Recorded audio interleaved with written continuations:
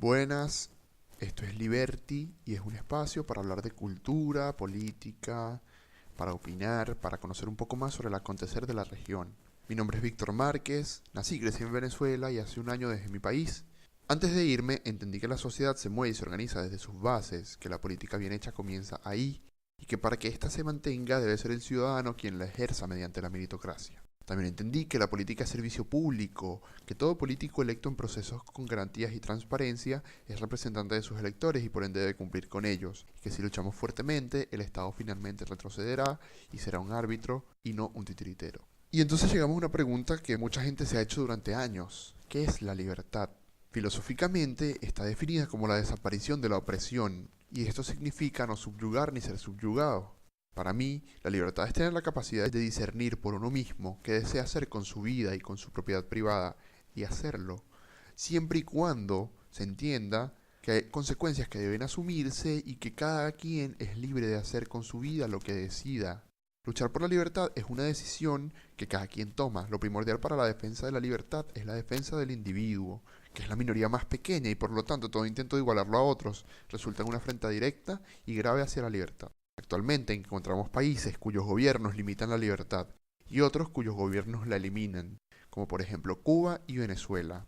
Estos países perdieron su libertad a manos de proyectos socialistas, comunistas y totalitarios cuyo fin principal, además de enriquecer ilícitamente a sus jerarcas, es acabar con el capitalismo del que tanto disfrutan, controlar a la población para establecer su proyecto utópico al cual solo se llega luego de haber matado a millones de personas. Y claro, nunca ha funcionado, lo único que nos han traído son millones de muertes. Ambos procesos guardan una pequeña diferencia.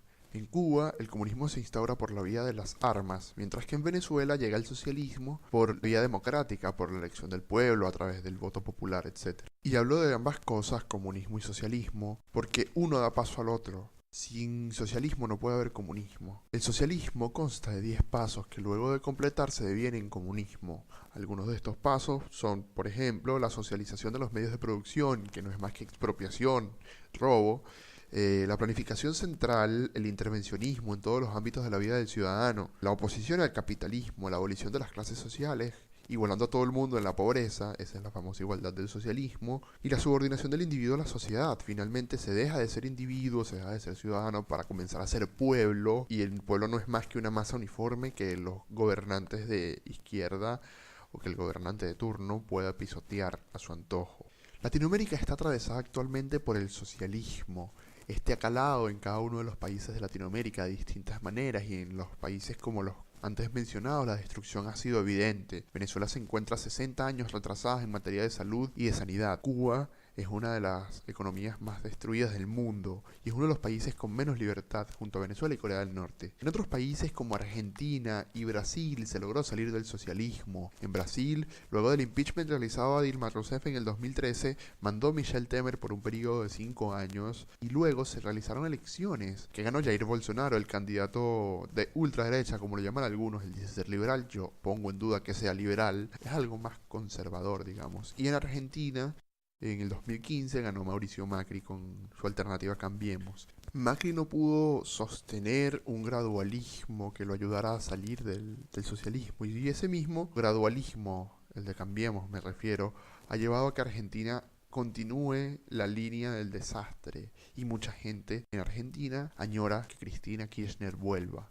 Y no es casualidad que el socialismo haya avanzado tanto en las últimas décadas. Desde la instalación del Foro de Sao Paulo hace casi 30 años, la izquierda regional, liderada por Fidel Castro y Lula da Silva, quien se encuentra preso en este momento en Brasil por los escándalos de corrupción de Odebrecht, fijaron una meta: convertir a Latinoamérica en, bueno, lo que muchos comparan con el concepto de la patria grande de Simón Bolívar. Yo lo veo más bien como una especie de hermandad criminal y socialista que busca mantener a la población controlada, como ya mencioné, para poder seguir embolsándose la plata. Esta agenda se instaura por primera vez en el 98 cuando Chávez gana.